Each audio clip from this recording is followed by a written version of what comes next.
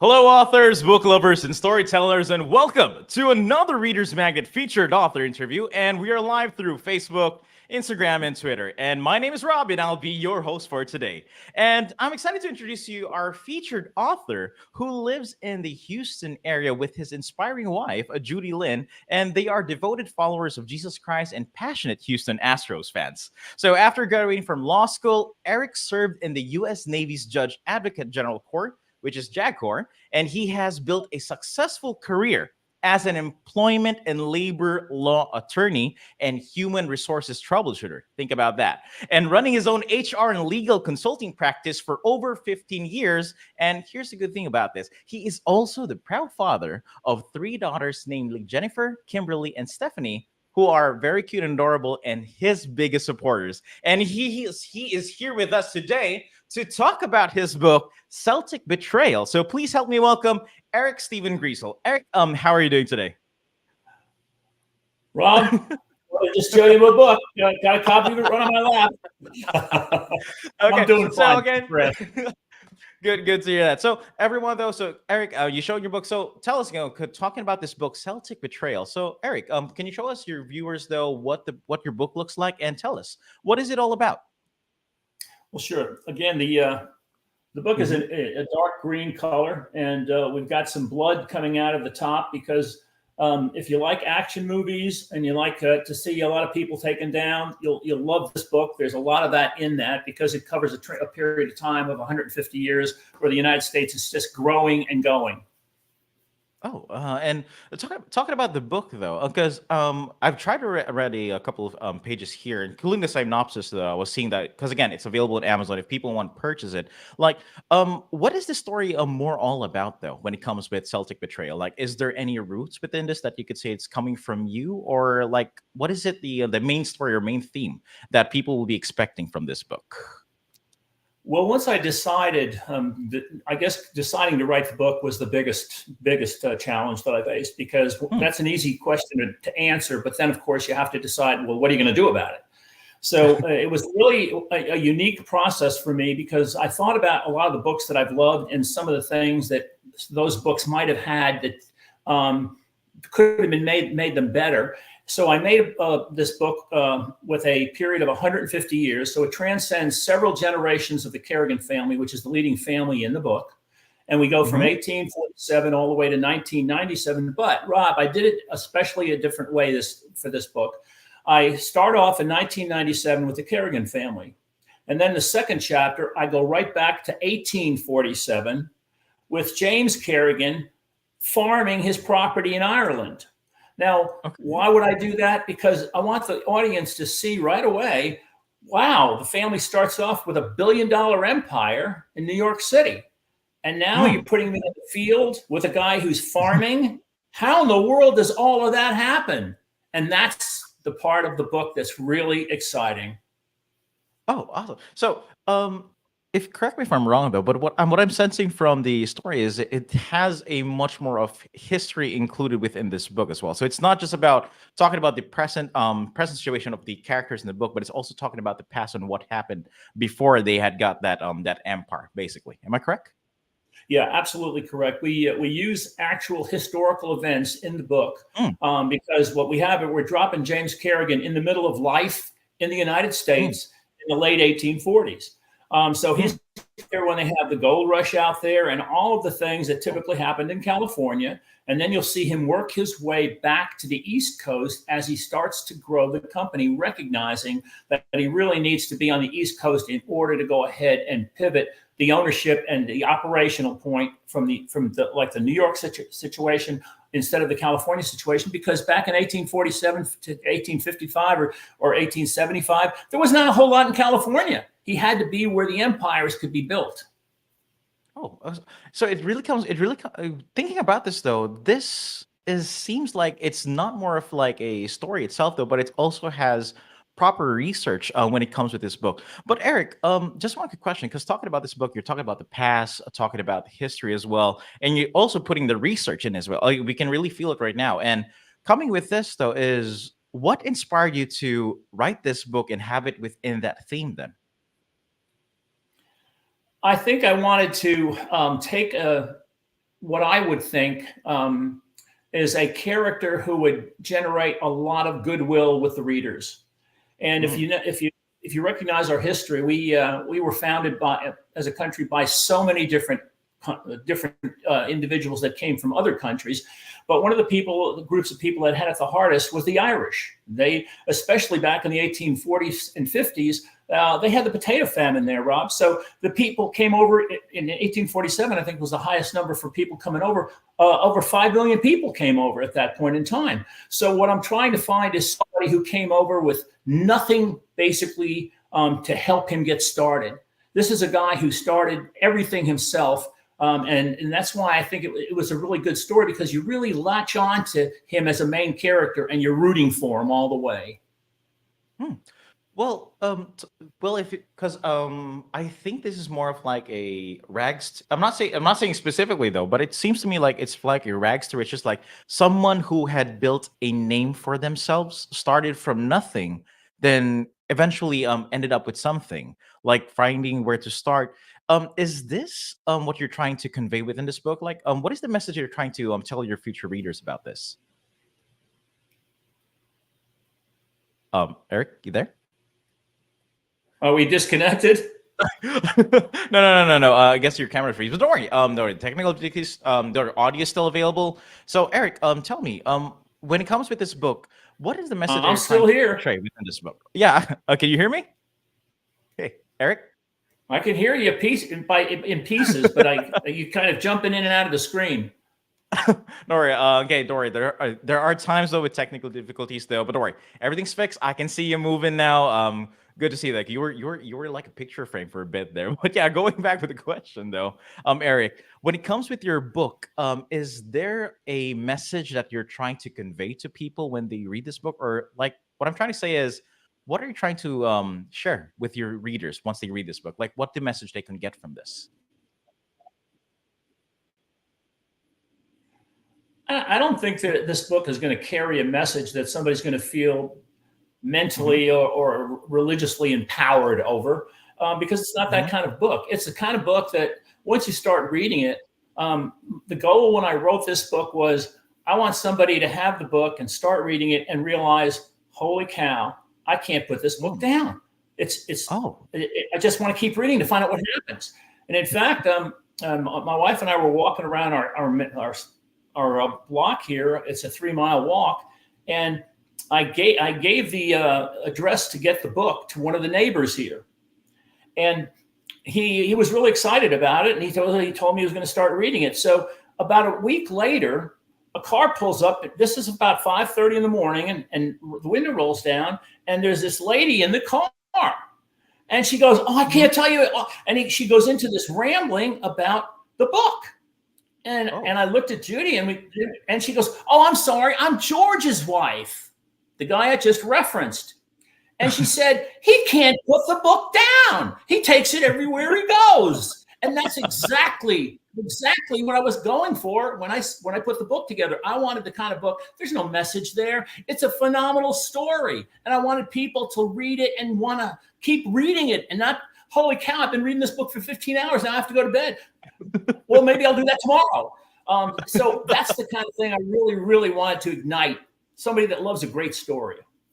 Awesome, awesome. And is there any, and so coming back with this, talking about you want to create a great story, because again, I do believe that there is this kind of a sense like once you pick up a good book, it's very hard for you to put it down. So what do you think makes a good story then?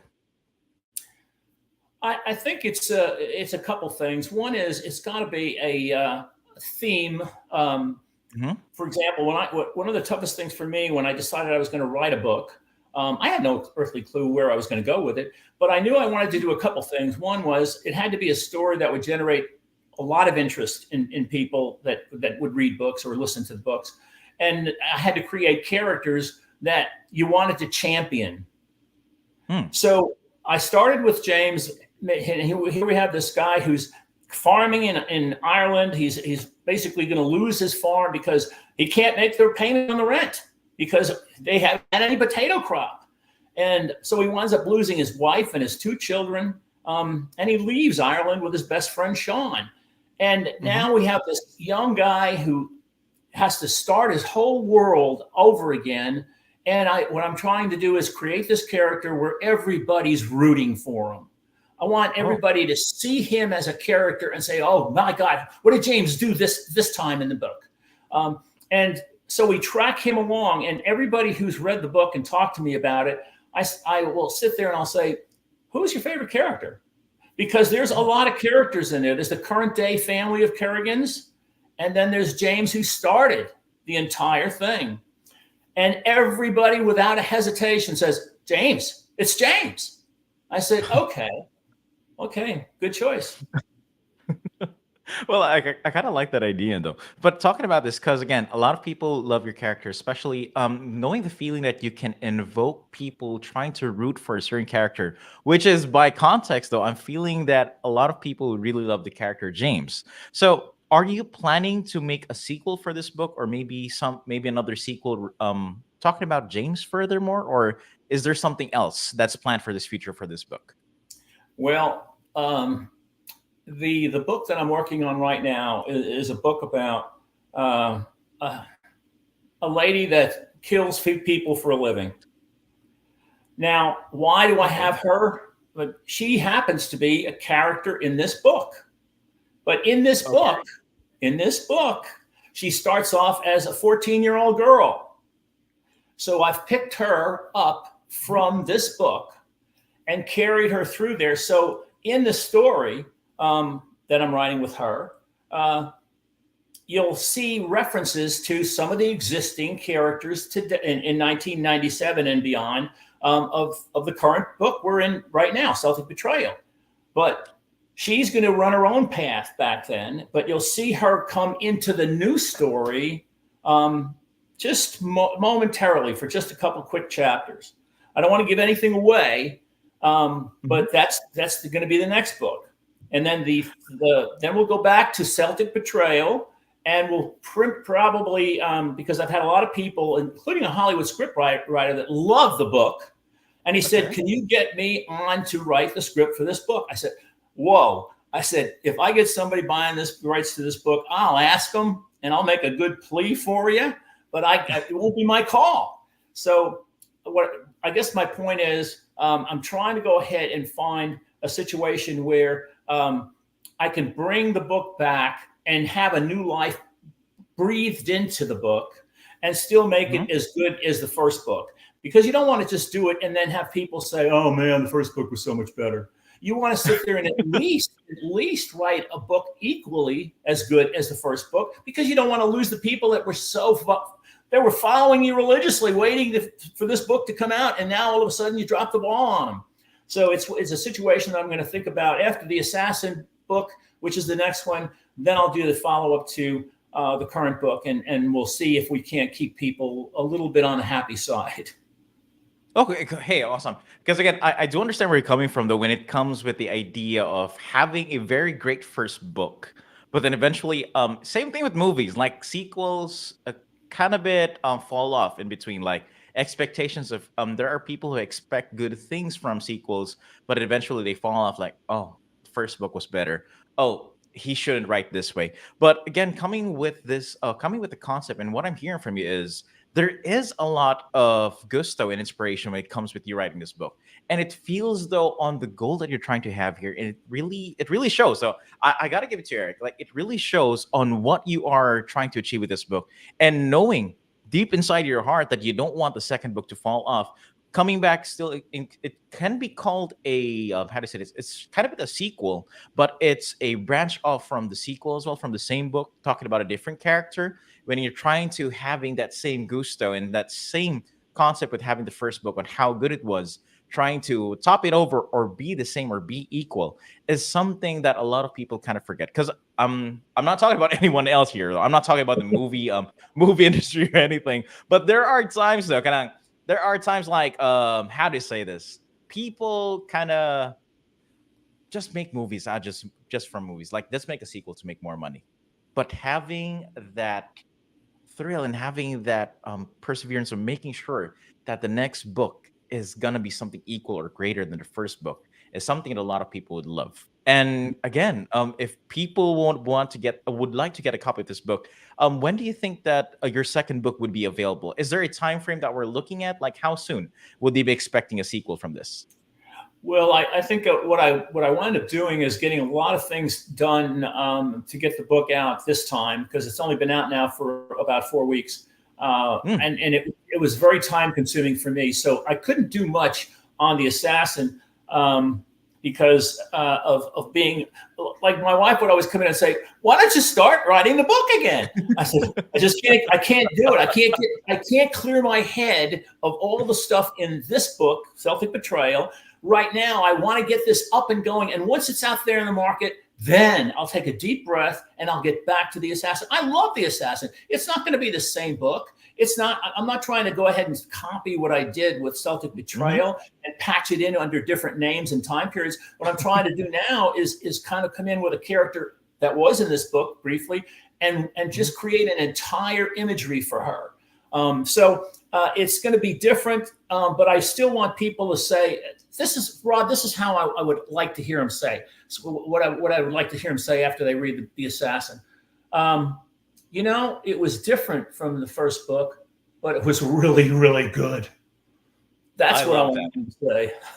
I love that. Love that. Love that one, Eric. Really love that. So again, to all our viewers, and if you're curious on who that character is, again, just grab a copy of Celtic Betrayal. Again, that's once again, though, this Eric Stephen Griesel book. Again, Celtic Betrayal, that is available through Amazon and Barnes & Noble.